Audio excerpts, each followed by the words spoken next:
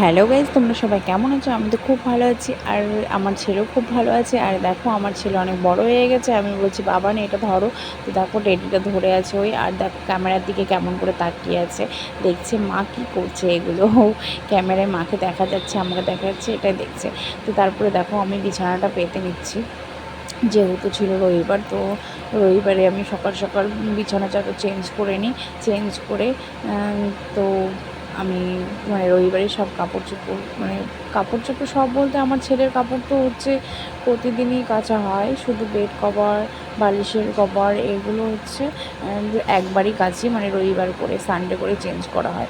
যেহেতু আমার ছোটো বাচ্চা আছে, তো আমাকে একা হাতে আমি ডেলি কাচতে পারবো না, ওই জন্য এক সপ্তাহে একদিনই আমি কাছাকাছি করে নিই।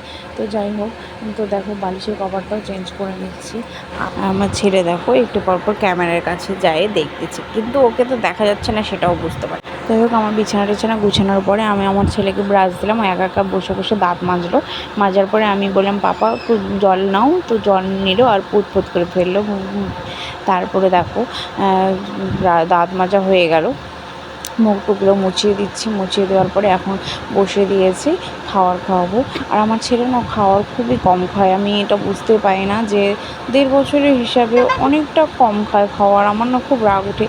আর আমি মোটা কেন হচ্ছি, এই কারণেই মোটা হয়ে যাচ্ছে। আমার ছেলের জন্য আমি ভালো মন্দ ভালো ভালো জিনিস বানাচ্ছি, কিন্তু ও খাচ্ছে না। লাস্টে আমি ফেলার ভয়ে আমি খেয়ে নিচ্ছি, আর এই জন্য আমি দিনে দিনে মোটা হয়ে যাচ্ছি, আর আমার ছেলে একদমই মোটা হচ্ছে না। আর মারা সত্যি কথা বলতে এই জিনিসটাই চাই যে আমার বাচ্চা মোটা হোক, কিন্তু না, বাচ্চা হওয়ার পরে মারাই মোটা হয়ে যায়, কিন্তু বাচ্চা শুকনা তো শুকনায় থেকে যায়। কী বলবো, এই সমস্যাটা আমার মানে আমার তো খুব প্রবলেম হচ্ছে। আমার ছেলে একদমই খেতে চায় না, একদমই না। দেখো কেমনভাবে খালি খাওয়ারটাকে নাড়ছে। ও একা একা খাবে বলছে, একা একা খেতে পারে বলো তো? এখন দেখছো কেমন, মানে খুব খাওয়া নিয়ে খুব বিরক্ত করে আমাকে। আমি ওর জন্য যদি মানে যে কোনো কিছু বানাবো না কেন, অর্ধেক খাবে, অর্ধেক ফেলবে, আর অর্ধেক আমার পেটে যাবে। কারণ আমার সত্যি কথা বলতে ফেলতে খুব খারাপ লাগে, খাওয়ার দাওয়ার মানে খাওয়ার জিনিস ফেলতে খুব খারাপ লাগে। তো লাস্টে দেখো আমি একে জোর করে, যখন দেখছি না খাচ্ছে না, তখন জোর করে খাওয়াচ্ছি। ও বলছে না মাম্মা আমি খাবো না, না মাম্মা আমি খাবো না, মানে এখন একটু একটু বলতে শিখেছে, তো একটু বলে। তো আমি বলছি খেয়ে নাও, নাহলে আমি সবাইকে বলে দেবো। তারপরে আবার ক্যামেরার দিকে দেখছে দেখো। তারপরে আমি বলছি জামাটা কে ভিজিয়ে দিয়েছে, তখন বলছে আমি আর আমি খুলতে চাচ্ছি, ও খুলতে দেবে না কিছু। এত জামা চেঞ্জ করা নিয়ে প্রবলেম, ওর জামা চেঞ্জ করতে দেয় না, পরাতে দেয় না, ওর মানে সব কিছুতে প্রবলেম। আর আমার ছেলে তো খুব বদমাইশি করে, প্রচণ্ড বদমাইশি। তোমাদের বাচ্চারা কেমন বদমাইশি করে আমাকে কমেন্ট করে জানিও। আর তারপরে দেখো, ওর কিছু কিছু বাচ্চা সাজতে ভালোবাসে, কিন্তু আমার ছেলে যে আছে, ও এখন সাজতে ভালোবাসে না।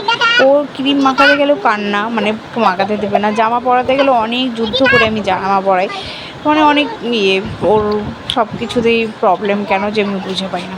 তো যাই হোক, তারপরে আমি সকালবেলা ওষুধ খাইয়ে দিলাম। এটা হচ্ছে ক্যালসিয়াম, আর হচ্ছে জলের ওষুধটা, গরমের জন্য জলের ওষুধটা খাইয়ে দিই, যেন জলের প্রবলেম না হয়। তো খাইয়ে দেওয়ার পরে তারপরে দেখো আমার ছেলে আমাকে নিয়ে যায়, দিচ্ছে মাম্মা রেখে দাও।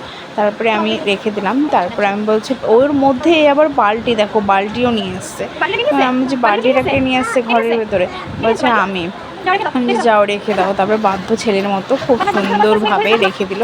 তারপরে দেখো আমি পাটি পাততে গেছি, ও গিয়ে তার আগে গিয়ে পাটিটার মধ্যে শুয়ে পড়লো, শুয়ে পড়ে একদম টান টান হয়ে গেল।